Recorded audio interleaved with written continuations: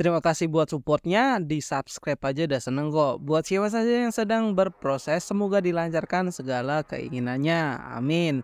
Support channel kecil ini ya, biar bisa jadi gede tahun depan. Subscribe doang kok, thank you.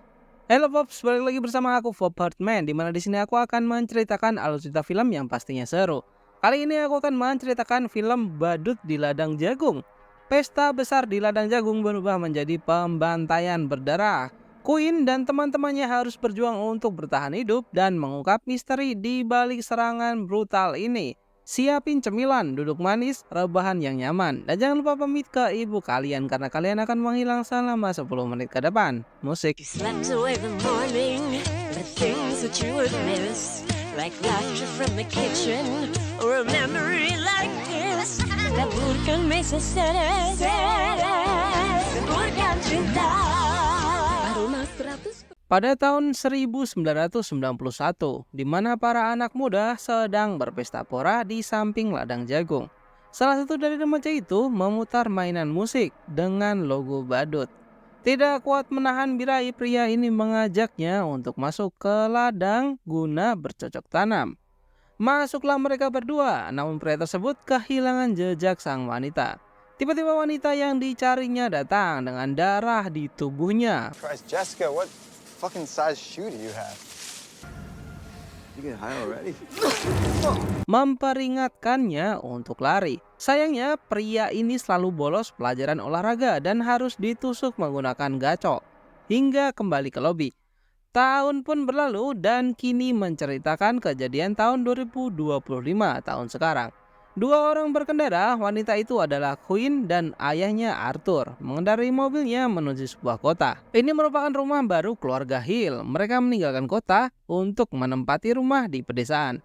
Mereka memasuki rumah yang begitu besar. Dari ceritanya, sebelum mereka, ini merupakan tempat tinggal seorang dokter. Tidak ada sinyal dan baunya juga tidak sedap.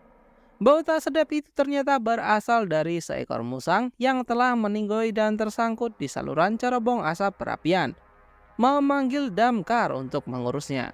Di dekat rumah mereka terdapat gedung yang sangat besar dengan logo badut di temboknya. Gedung pabrik itu sudah terbengkalai. Pemeran dari Queen bernama Kathy Douglas. Selain berakting, Kathy juga belajar film di universitas dan bercita-cita menjadi pembuat film. Ia telah dikenal suka menggambar, fotografi, bernyanyi, dan bermain gitar. Ini merupakan hari pertama Queen sekolah di lingkungan barunya. Dikagetkan dengan seorang pria bernama Russ yang merupakan tetangganya. Mengajak Queen untuk berangkat bersama karena dirinya anak baru, jadi sepertinya bakal butuh banyak bantuan. Russ dan Queen berjalan kaki menuju ke sekolah. Ask. I mean, the hunting and fishing's good if you like that sort of thing. Ducks. Sampailah mereka berdua ke sekolah. Russ hanya berpesan bahwa berhati-hatilah dengan siapa dia bergaul, karena terdapat beberapa orang aneh di sekolahan. Queen masuk di semester akhir, jadi dia hanya akan bersekolah di sini setahun, karena tahun ini akan lulus. Atau begitu yang dikatakan gurunya. Guru botak ini bernama Fern, dijahili oleh anak-anak. Bahkan ada yang menukarkan lembar ujian yang dibagikan ke anak-anak menjadi SS-an dirinya yang sedang bermain dating apps. Generation learned some I think it's your dating profile. Kelas pun berakhir, Queen mendapati teman baru, Janet, Ronnie, Tucker, Matt, dan Cole. Di desa ini terdapat sebuah tradisi di mana setiap tahunnya masyarakatnya mengadakan pawai arak-arakan Fredo. Fredo adalah badut pembunbun yang di-branding oleh para anak-anak ini hingga dibuatkan YouTube channel yang sudah di-subscribe 70.000 orang, dan uniknya masyarakat percaya akan hal itu. Memanfaatkan itu untuk membuat sirup yang laku di desa tersebut karena Fredo sudah terkenal dan menjadi konten di YouTube. Arthur dan Queen makan siang bersama dengan poselnya melihat video teman-teman Queen guna menghilangkan rasa rindu. Di resto tempat mereka makan, datanglah sheriff kota bernama Dunn. Sedang istirahat dari tugasnya, mendatangi Arthur, menanyakan kapan dirinya akan menerima pasien. Arthur juga seorang dokter BTW. Di tengah pembicaraan, para remaja sekolah menghampiri resto. Kata sheriff, mereka anak-anak nakal yang akhir-akhir ini suka membuat keributan di kota hingga sheriff merasa kesulitan. Quinn berpamitan untuk keluar agar ayahnya bisa berbincang-bincang dengan Sheriff. Ya, walaupun tujuannya agar bisa bergabung dengan para remaja kawan barunya. Para remaja ini merencanakan untuk berpesta, menanyakan Quinn apakah punya ID palsu. Itu digunakan untuk membeli minuman, karena anak 18 tahun ke bawah di Amerika dilarang membeli minuman. Minuman yang dimaksud memabukkan yaitu ya. Dengan KTP palsu Quinn, mereka pun datang ke toko untuk membeli. Tapi itu hanya digunakan untuk keadaan darurat karena tujuan awalnya adalah mencuri. Dengan drama yang dilakukan, mereka berpura-pura sedang berkelahi. Ketika kasir mencoba merelai, Cole dan Janet memasukkan minuman ke dalam jaketnya dan melarikan diri. Pesta dimulai di malam hari di gedung terbengkalai dekat ladang jagung dengan minuman hasil curiannya. Paid for at least twice of what we spent. Flyover country. Now fuck that. Yeah, man, people don't know what they're missing. This place is like Quinn menceritakan tentang apa yang didengarnya dari Sheriff tentang pabrik yang terbakar yang sebelumnya digunakan shoot video. Cole dan kawan-kawan bersumpah bukan mereka, melainkan hanya konsleting listrik.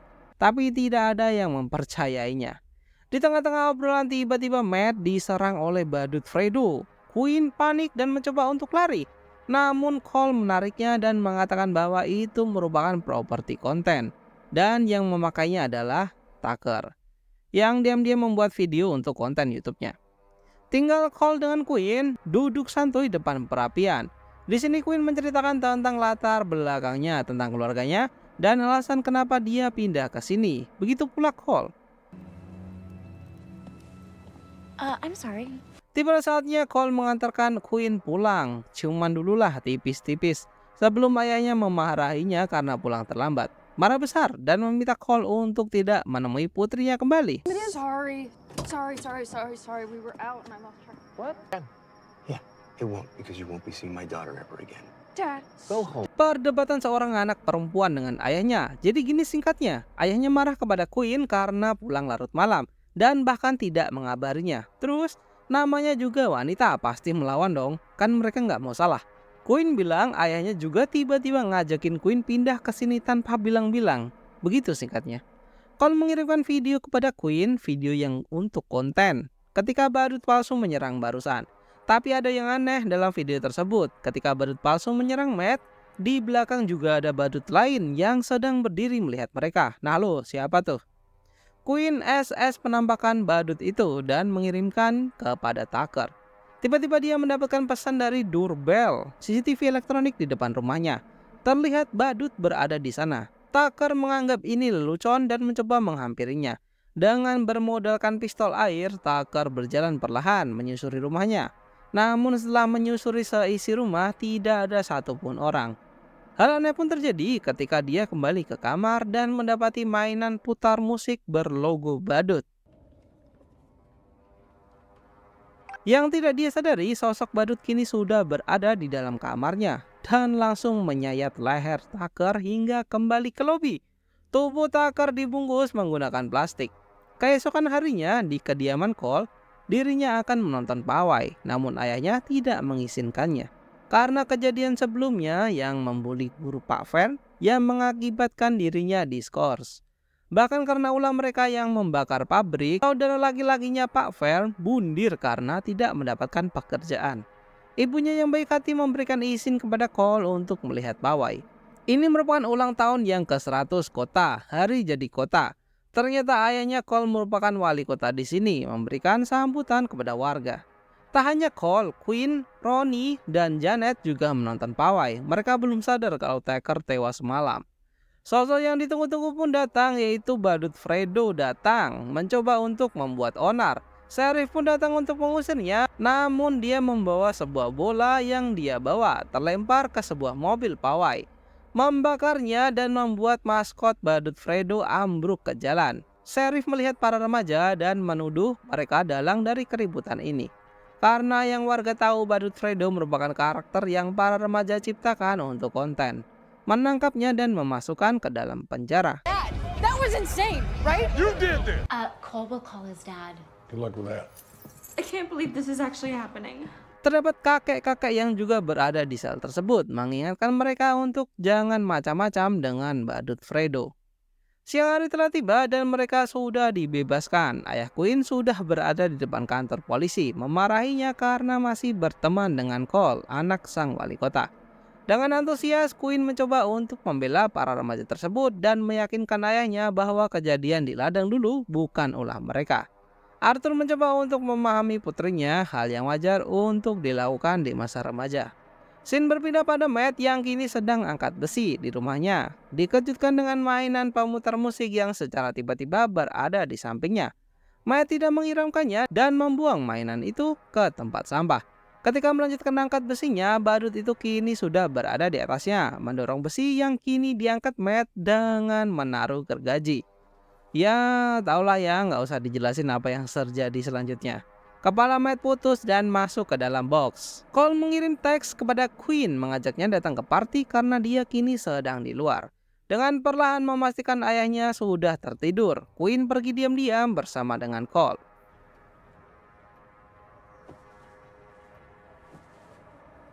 Di dalam mobil, Cole menunjukkan Cole mainan pemutar musik berlogo badut yang sejauh ini sudah memakan 2 korban, Matt dan Tucker. Hampir saja mobil yang mereka kendarai menabrak seorang pria yang membawa rusa hasil buruannya.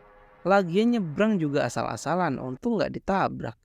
Ternyata pria itu adalah Russ, pria tetangga Queen. Russ dan Cole dulunya suka berburu rusa bersama.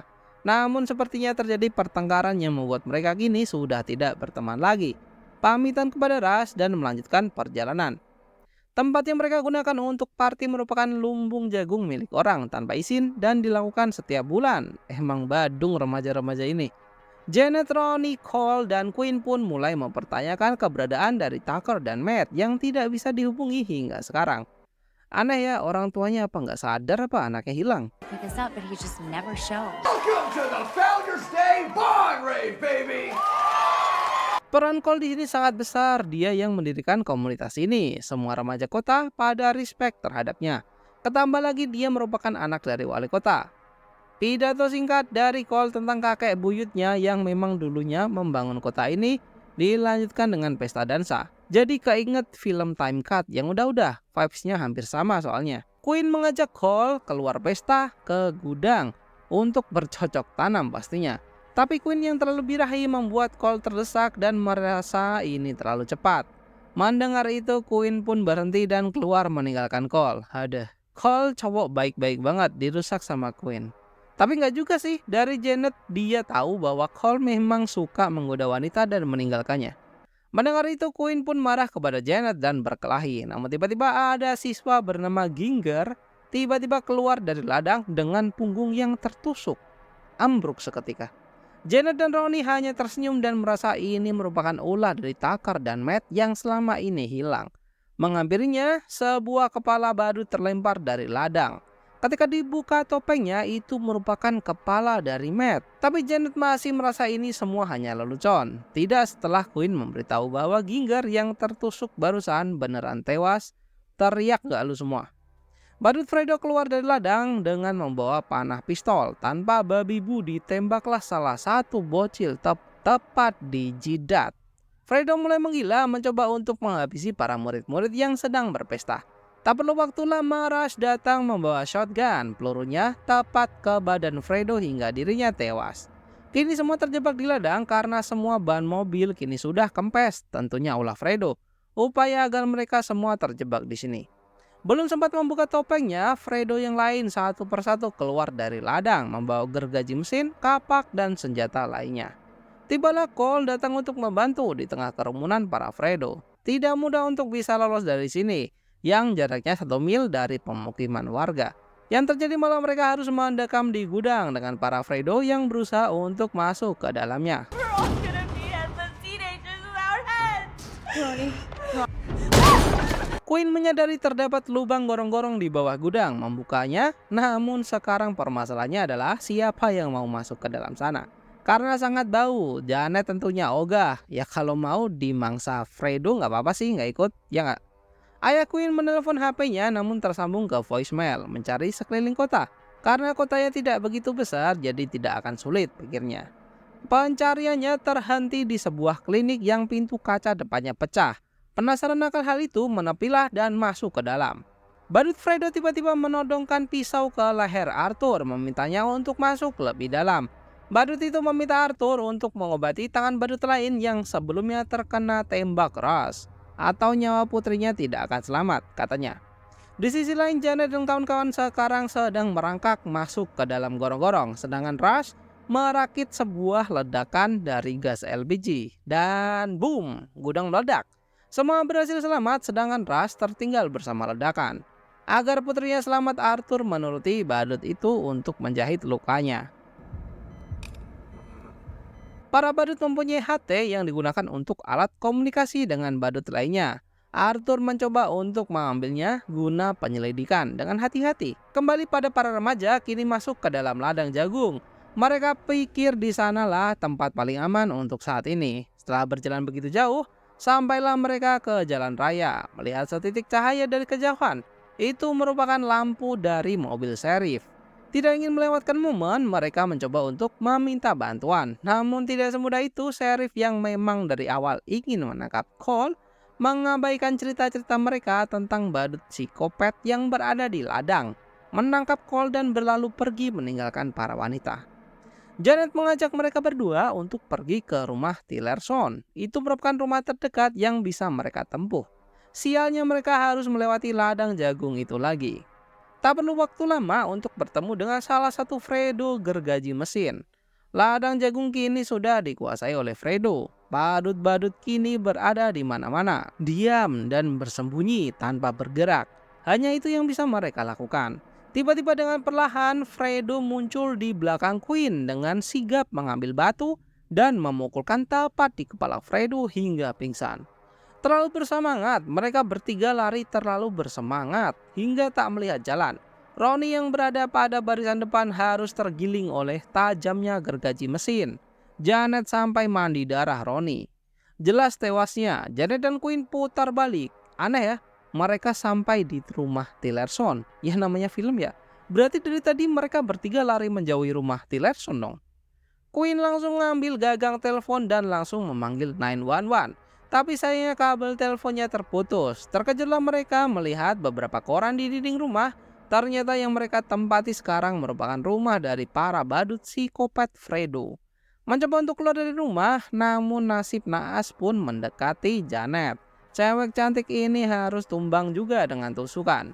Mencoba untuk balas dendam, mengambil senjata yang menusuk Janet untuk menusuk sang badut.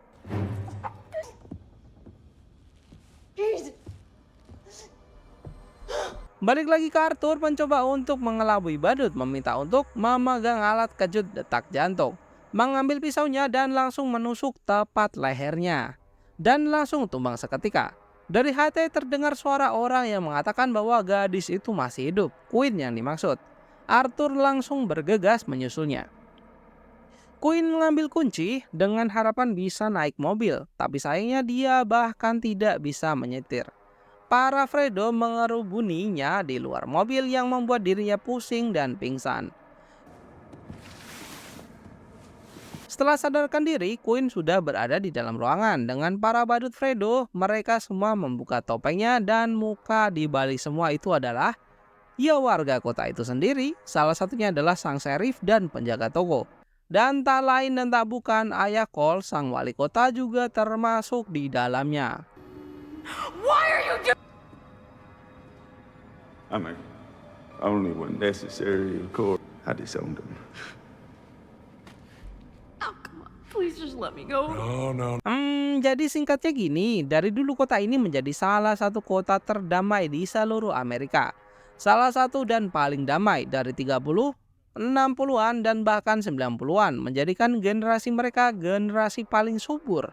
Namun setelah melihat kenakalan para generasi Queen, terutama generasi 20-an yang atau disebut dengan Gen Z, kota mulai tercemar dan tugas para Fredo adalah untuk membasmi para generasi tersebut. Bahkan sang wali kota ayah Cole rela membunuh anaknya sendiri di depan Queen. Terlalu banyak bacot, kata sheriff itu, dan meminta untuk segera mengeksekusi para generasi Z.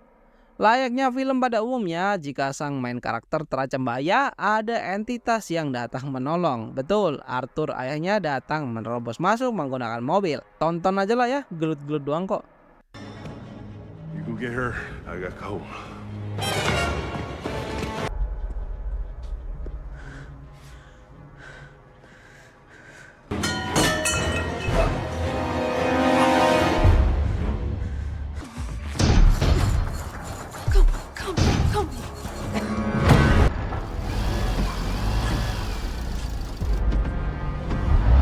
Di sini terkuak yang membakar pabrik itu adalah sang wali kota, ayah dari Cole. Semua itu dilakukan untuk mendapat asuransi dari pemerintah.